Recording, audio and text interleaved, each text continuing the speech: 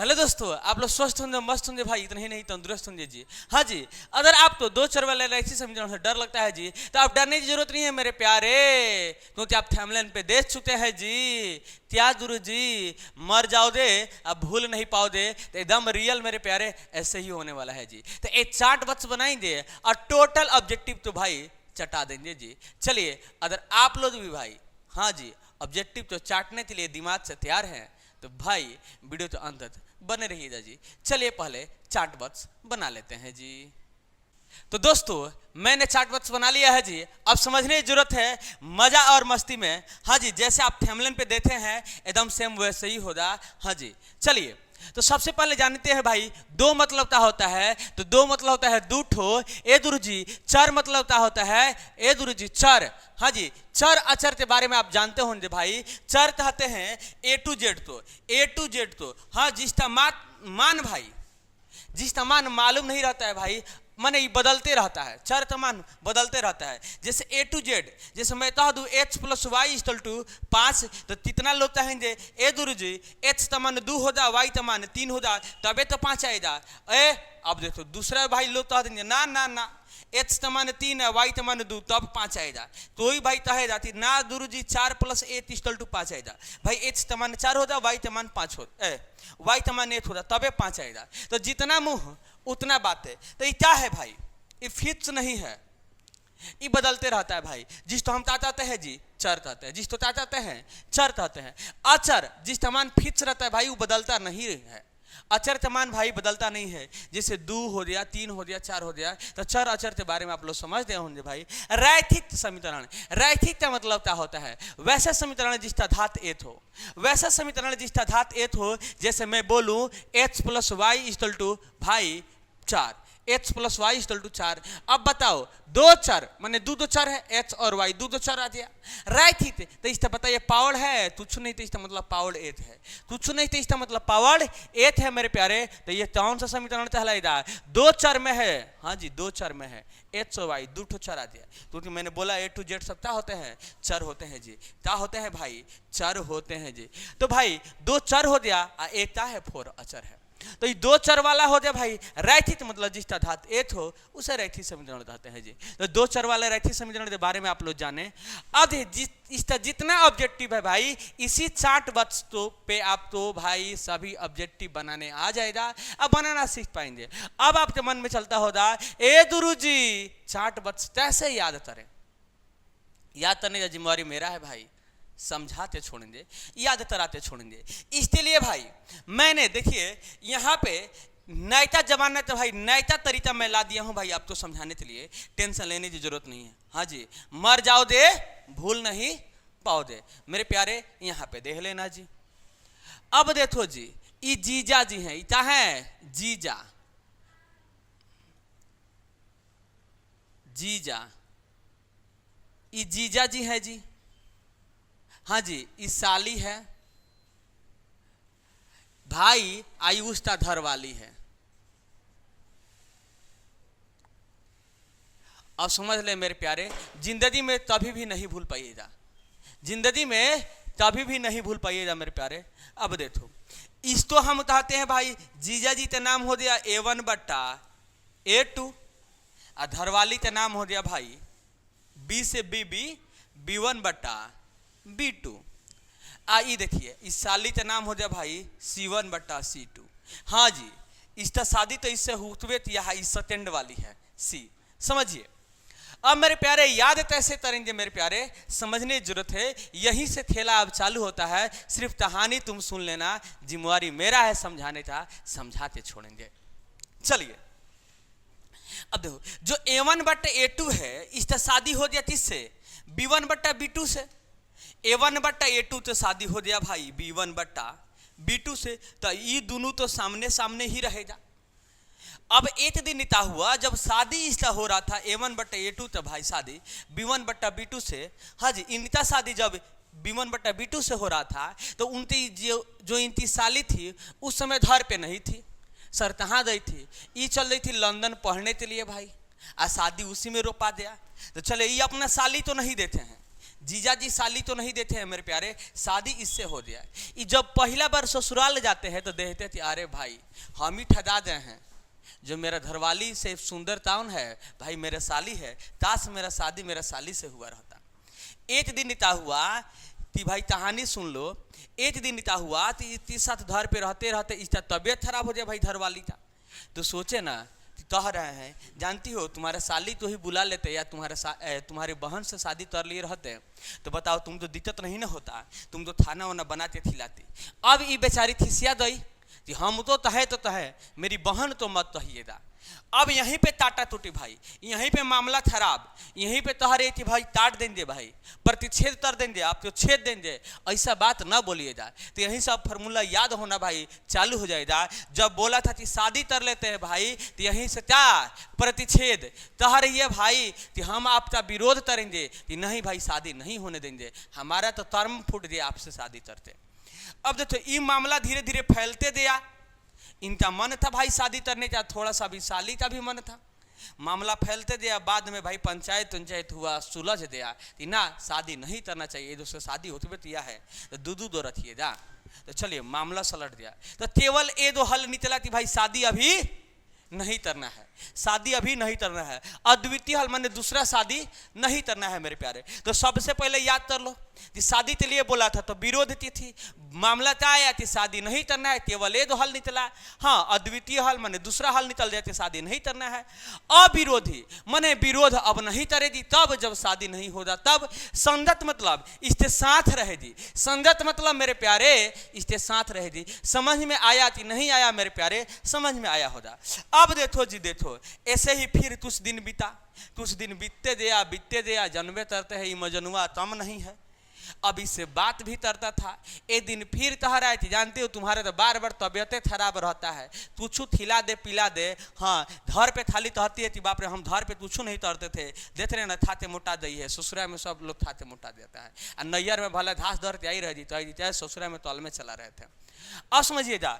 हाँ तो अब देखो कह रहे थे तुम्हारा तबियत खराबे होते रहता है, काश तुम्हारा बहन तो बुला लेते हैं या हम अपने साली तो बुला लेते, खाना वाना बना के तुम तो भी खिलाते हम तो भी खिलाते। फिर झगड़ा हो गया भाई।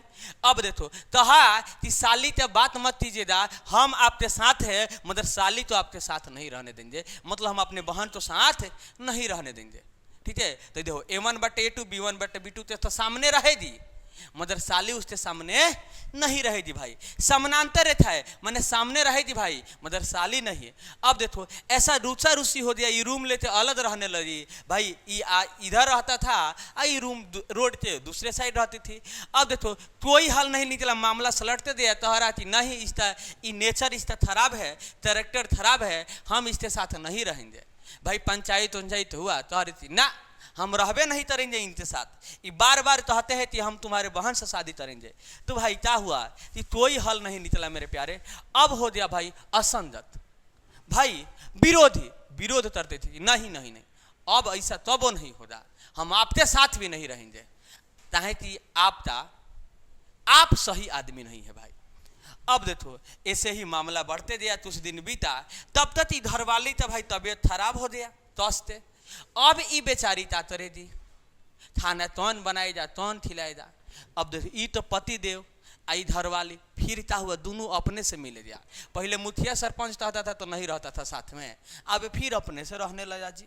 चलो फिर अपने से रहने लगा, फिर कुछ दिन बीता, फिर इसका तबीयत खराब हो जाए दोनों तो जोड़ से। दोनों का जब जोड़ से तबीयत खराब हुआ तो तोहरे जानते हैं जाइए ना मेरी बहन आई है घर पे बुला के लेती आ जाइए।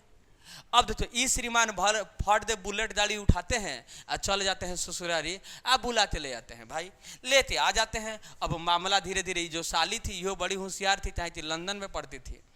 अब क्या हुआ कि दोनों तीनों आदमी एक साथ रहते रहते भाई दोनों आदमी तो खिलाती थी बनाती थी, बड़ी सेवा सत्कार करती थी। अब इस तो बहन तो भी अच्छा लगने लगा, बैठते खाना आई तो महाराज जी तो अच्छा लगबे करेगा। ये सोचते थी सही में मेरी बहन है तो मुझे सुख है, बैठा के मुझे खिला रही है, ताश इसी से शादी इनका भी हो जाता है। तो हम लोग दोनों मियाँ बेबिता करते लो, बैठते खाते लो, आई खाना बनाते। अब देखो भाई एती पे माने संपाति, माने एते पे माने संपाति किसे कहते हैं जी? संपाति एती रेखा पे दूसरे रेखा आ जाए उस तो भाई कहते हैं संपाति। समानांतर मतलब आमने सामने, प्रतिच्छेद मतलब भाई प्रतिच्छेद मतलब विरोध, तट दी, समझ में आया? अब देखो भाई संपाति तो भाई तीनों एक साथ रहने लगा, A1/A2 B1/B2 C1/C2। भाई संपाति मतलब एते पर अपरिमित रूप से अनेत हल। भाई अब अनेतो हल निकल रहा है कि जब मन करे तब शादी कर लीजिए, मुझे परवाह ही नहीं है। क्योंकि अब दोनों आदमी तो बैठा थे खिला रहे तो अच्छा लदबे तरे जा मेरे प्यारे। हाँ जी आश्रित, भाई दोनों आश्रित किस पे हो गई है? महारथी जी पे, माने A1/A2 पे। भाई A1/A2 पे कौन आश्रित है भाई? B1/B2 भी है और C1/C2 भी जी। अब देखिए संजत मतलब भाई दोनों साथ रहने के लिए तैयार है मेरे प्यारे। हाँ जी इसी का खेला है भाई और सब झमेला है जी। चलिए अब आप तो याद हो गया होगा, 100% मेरा वादा है भाई याद होगा ही, क्योंकि याद कराने का जिम्मेवारी मेरा था भाई, हम याद कराते ही छोड़ेंगे।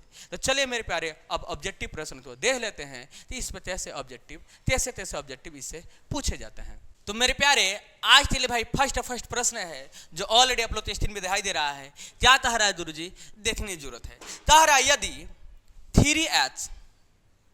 3h minus 2y equal to 12 एवं और क्या 4h minus 5y equal to 16 हो तो HY तो भाई मान्यता होगा। हाँ जी ऑप्शन नंबर ए तो देखते हैं।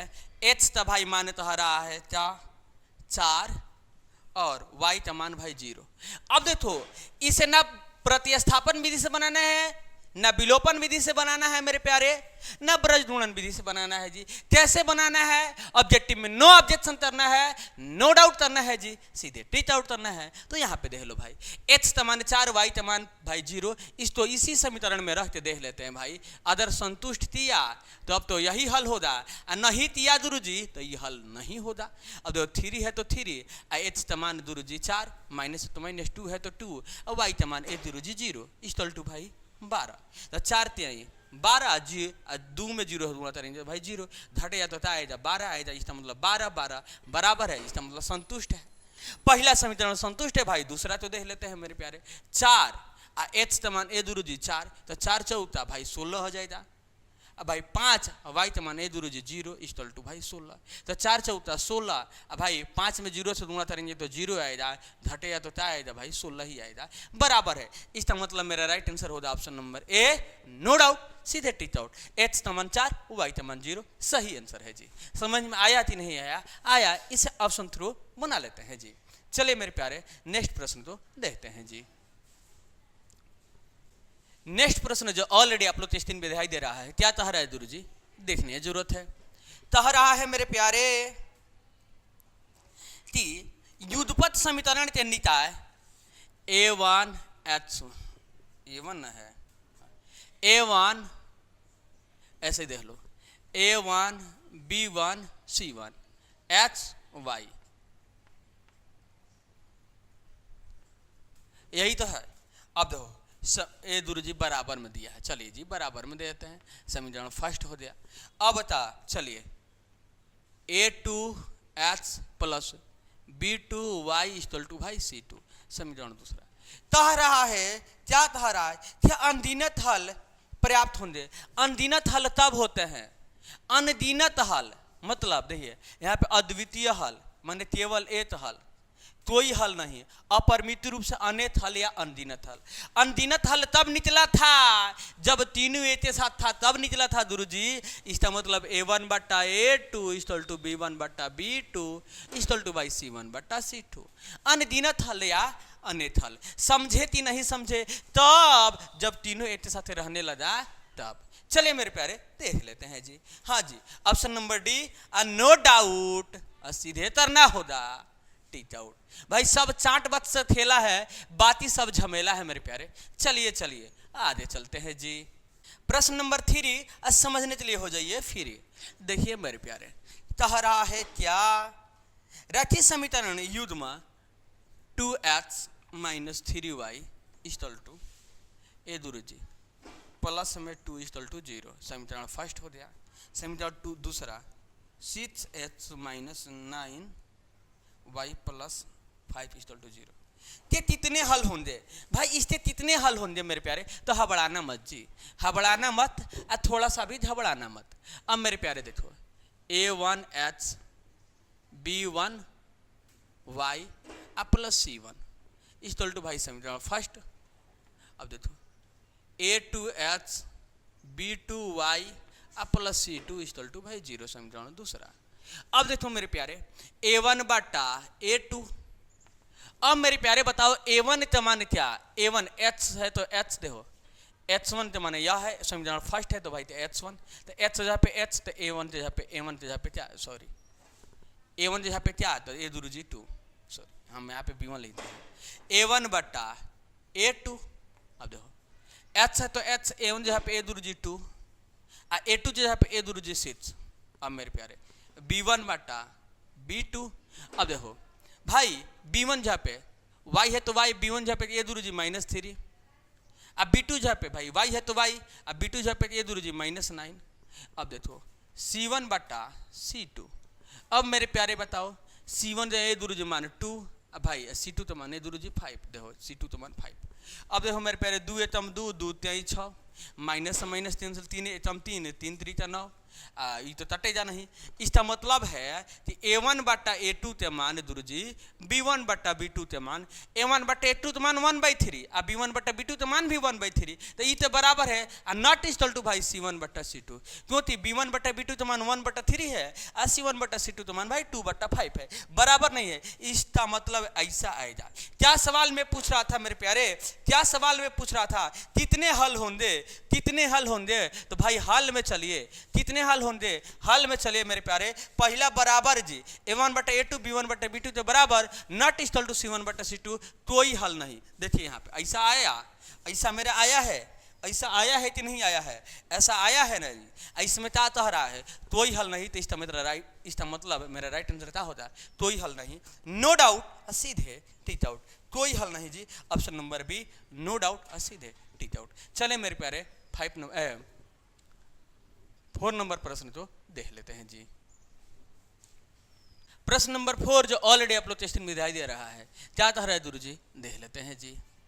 अब देखो कह रहा है मेरे प्यारे, दो रैखिक समीकरण के आलेख चित्र यदि समपाती रेखाएं हो तो उनके कितने हल होंगे? समपाती माने समान, एक ही पर एक ही रेखा पे भाई दूसरे रेखा संपाती होता है, मन एक ही दो पे दोनों रह रही थी भाई, तो इस कंडीशन में संपाती। तो हल का अपरिमित रूप से अनेक हल या अनगिनत हल, अपरिमित रूप से अनेक हल या अनगिनत हल। तो 4 नंबर का राइट आंसर क्या होगा भाई? जब संपाती हो जाए तो अपरिमित रूप से अनेक हल या अनगिनत हल। चले मेरे प्यारे देख लेते हैं। तो 4 नंबर था अपरिमित रूप से अनेक हल या अनगिनत हल, option number C no doubt सीधे करना होगा टिक आउट। चले मेरे प्यारे 5 नंबर प्रश्न तो देख लेते हैं जी। 5 नंबर प्रश्न जो ऑलरेडी आप लोग स्क्रीन पे दिखाई दे रहा है, क्या कह रहा है गुरु जी?